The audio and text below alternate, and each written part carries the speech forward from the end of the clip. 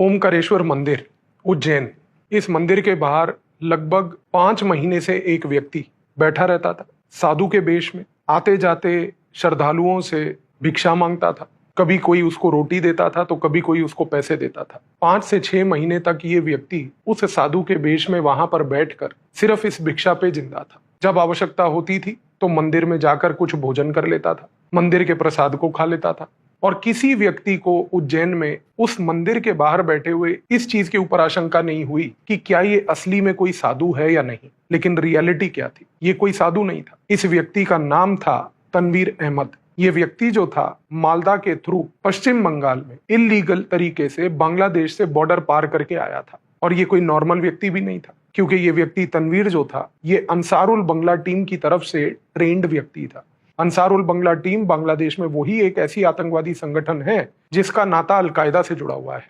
Al Qaeda और अंसारुल बंगला team पश्चिम बंगाल और भारत की सीमा पर इलीगल कैंप्स चलाते हैं, वहां पर लोगों को ट्रेन करते हैं, रेडिकलाइज करते हैं। उन्हीं का एक ह्यूमन एसेट यहाँ पर भारत भेजा गया था। और जब ये व्यक्ति उज्जैन पहुंचा, इसके पास कोई कागजात नहीं थे, कोई नाम नहीं था, कोई आइडेंटिटी नहीं थी, बस मंदिर के बाहर बैठ गया था। 5 से 6 महीने तक जब इस व्यक्ति ने ये कार्य किया, इसकी उसी दौरान मंदिर के बाहर जितनी भी दुकानें हैं जहां पर पूजा सामग्री मिलती है, उन दुकानदारों से भी इसकी बातचीत हुई। और इस बातचीत के दौरान लगभग 6 महीने के बाद एक दुकानदार ने ही इस व्यक्ति को बोला कि आप तो युवा ही दिखते हो, आप क्यों ना मेरे साथ जुड़कर कुछ मेरी मदद करके मेरी दुकान में ही काम करना शुरू कर दो। तनवीर का उद्देश्य भी यही था। 5 से 6 महीने मंदिर के बाहर बैठने के बाद उसने ये जो एक प्रकार का रैपो डेवलप किया, ये उसको फायदा दिया इस कॉन्टेक्स्ट में कि उसको एक दुकान के बाहर नौकरी मिल गई। अब उसका काम सिर्फ सिंपल था, वो दुकानदार की मदद करना, पूजा सामग्री को बेचना, पूजा सामग्री को मंदिर के अंदर लोगों तक लेके जाना, लोगों को सहायता करते हुए पूजा सामग्री के साथ उनको मंदिर के अंदर परिसर में छोड़ना।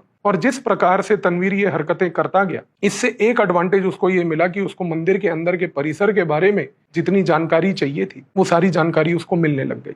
जैसे जैसे ये जानकारी वो प्राप्त करता रहा, इस चीज का वो नोट भी बनाता रहा। इंटेलिजेंस ब्यूरो की जो प्रेजेंस उज्जैन में थी, वहां का जो लोकल सब्सिडरी इंटेलिजेंस ब्यूरो का ऑफिस था, एक दौरान उसने जनरल तरीके से एक ड्रोन सर्वेलेंस पूरे मंदिर के परिसर के ऊपर किया। और सरप्राइजिंग बात यह थी कि जब ये मंदिर के परिसर के ऊपर ड्रोन सर्वेलेंस हुआ, उसी दौरान एक स्पेसिफिक दुकान से ड्रोन ने कुछ रेडियो फ्रीक्वेंसी सिग्नेचर्स प्राप्त किए। ये रेडियो फ्रीक्वेंसी सिग्नेचर्स बड़े अनयूजुअल से थे, अननेचुरल से थे। इस चीज के ऊपर जब निगरानी रखनी शुरू हुई, क्योंकि ये अननेचुरल टाइप की चीज लोकेट हुई थी, तो इंटेलिजेंस ब्यूरो ने रिपीटेड लेवल पर अगले 1 से 2 हफ्ते डेली ड्रोन बेस्ड सर्वेलेंस मंदिर के परिसर के ऊपर शुरू किया। और हर रोज रात को 8 बजे के बाद, मंदिर के परिसर के बंद होने के बाद, मंदिर के पुजारी के चले जाने के बाद, रोज एक रेडियो फ्रीक्वेंसी सिग्नेचर वहां पे पाया जाता था। जब ये रेडियो फ्रीक्वेंसी सिग्नेचर को एनालाइज किया गया, एग्जामिन किया गया, तो मालूम चला कि एक स्पेसिफिक फोन कॉल जो है एक स्पेसिफिक टाइम पर रेगुलर बेसिस पे हो रही है।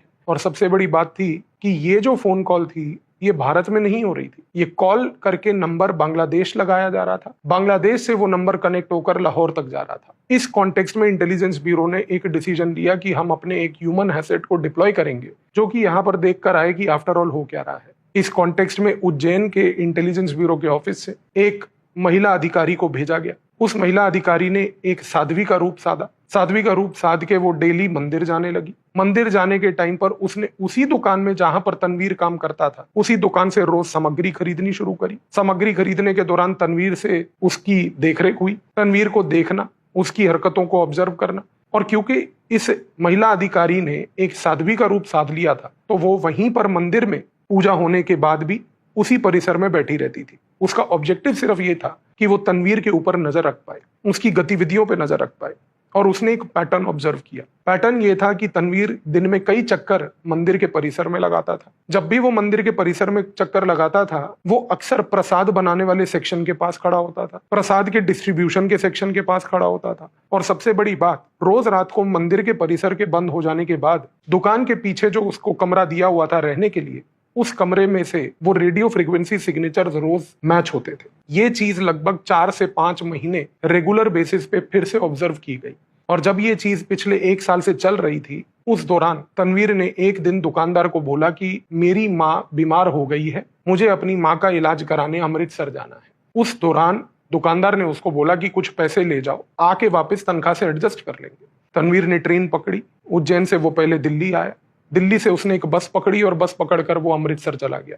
जब वो अमृतसर पहुंचा तो वहां से उसने एक ऑटो लेकर अटारी बॉर्डर के पास कुछ गांव में जाकर अपने आप को बसा लिया। ये जो इंटेलिजेंस ब्यूरो की ऑफिसर, जो महिला ऑफिसर थी, वो उसको उज्जैन से लेकर दिल्ली, दिल्ली से लेकर अमृतसर उसकी परछाई बनकर उसके पीछे पीछे जाती रही। जब वो अमृतसर पहुंचा, अमृतसर से जब वो अटारी बॉर्डर के पास पहुंचा, इस महिला अधिकारी ने भी उसका वहां तक साया बन के उसका पीछा करा और वहां पर उसने ऑब्जर्व करा कि ये व्यक्ति के पास ना तो कोई घर था, ना उसकी कोई माता वहां पे रहती थी। ये सब एक झूठ था। वो अटारी के पास एक गांव में एक लेबर के पास जाकर उसके घर में बस गया। वो लेबर खेतों में काम करता था। उसके घर में बसे रहने के 3 से 4 दिन के बाद इंटेलिजेंस ब्यूरो की इस अधिकारी ने एक पैटर्न देखा और वो पैटर्न बड़ा सिंपल था। एक शाम पाकिस्तान की ओर से एक ड्रोन का प्रयोग किया गया और उस ड्रोन से कुछ चीजें भारत की सीमा की तरफ फेंकी गई, जो इस गांव में अटारी के पास खेतों में पाई गई। छोटी छोटी पुड़ियां थी। वो पुड़ियां उसने पर्टिकुलरली जब भारत फेंकी तो तनवीर ने जाकर उनमें से 2 पुड़ियां उठाई और सबसे बड़ी बात, पुड़िया उठाने के बाद उसने उसको अपनी गले में पहनी हुई रुद्राक्ष माला के अंदर खोल के उसको छुपा दिया। ये चीज पूरी कैप्चर की गई और उसके अगले दिन सुबह तनवीर ने गांव छोड़ा, अमृतसर शहर आया, वहां से बस पकड़ी, दिल्ली पहुंचा। दिल्ली के पुरानी दिल्ली रेलवे स्टेशन पर वो खड़ा था और वो मालवा एक्सप्रेस का वेट कर रहा था कि जो ट्रेन उसको वापस से उज्जैन लेके जाएगी। इस दौरान इस इंटेलिजेंस ब्यूरो की महिला अधिकारी ने जब ये सारी रिपोर्ट पेश करी तो एक निर्णय लिया गया कि तनवीर को दिल्ली के पुरानी दिल्ली रेलवे स्टेशन के बाहर ही, जो दिल्ली पुलिस की स्पेशल सेल है और इंटेलिजेंस ब्यूरो के एक जॉइंट ऑपरेशन के तहत पकड़ा जाएगा। तनवीर रेलवे स्टेशन पर खड़ा था, वेट कर रहा था और उसी दौरान एक इशारे के तहत दिल्ली पुलिस के कुछ अधिकारियों ने उस समय जो स्पेशल सेल से जुड़े थे तुरंत जाकर तनवीर को पकड़ा। इंटेलिजेंस ब्यूरो की टीम उसको जो रोहिणी का एक सेफ हाउस है वहां पर ले गई और वहां ले जाने के बाद जब उसकी इंटेरोगेशन हुई तो इंटेरोगेशन के दौरान उसके रुद्राक्ष को भी खोला गया। उस रुद्राक्ष में से निकला एक पर्टिकुलर पुड़िया और जो वो पुड़िया निकली, जब उसका एग्जामिनेशन करवाया गया तो मालूम चला कि वो रिसिन था। रिसिन एक ऐसा जहर जो केवल 1 ग्राम जहर 100 से 200 लोगों को मारने के लिए सक्षम होता है। जब इंटेरोगेशन हुई, पूछताछ हुई तो उसने कबूल किया कि उसको भेजा गया था इस पर्पज से कि वो ये रिसिन पाउडर जो है उसको बेसिकली महाकालेश्वर मंदिर के प्रसाद में मिला दे, क्योंकि उसका उद्देश्य था कि इसको प्रसाद में मिलाने के तहत मंदिर के परिसर में 100-200 लोगों की जब मौत हो जाएगी तो इससे हाहाकार मचेगा। हाहाकार मचने के बाद देश में एक अजीब सा माहौल पैदा होगा कि मंदिरों के अंदर प्रसाद खाने से लोगों की हत्या हो रही है। और इसको अलकायदा और अंसारुल बंगला टीम मिलकर पाकिस्तान की ISI के साथ कुछ अंतरराष्ट्रीय मीडिया हाउसेज में इस चीज को बढ़ा चढ़ाकर भारत के खिलाफ एक प्रोपोगंडा चलाने का गेम खेल रही थी कि यदि इस प्रकार की कुछ इंसिडेंट को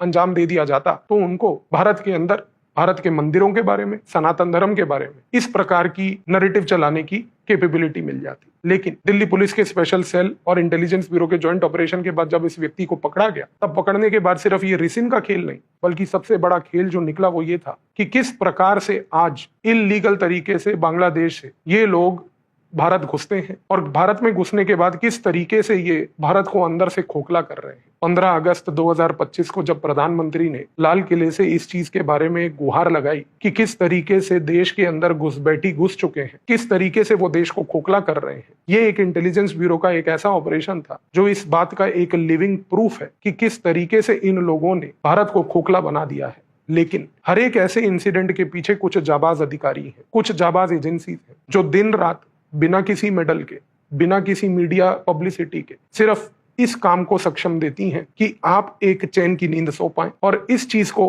भरोसा दिलाती हैं कि देश के नागरिकों के ऊपर कोई पर्टिकुलर लेवल पर अत्याचार ना हो। तो आई बिलीव इस ऑपरेशन के बाद अब आपको ये चीज क्लियर हुई होगी कि किस तरीके से हमारी एजेंसीज काम करती हैं, आपको सुरक्षित रखती हैं और ये इंश्योर करती हैं कि देश के किसी नागरिक के ऊपर कोई आंच ना आए।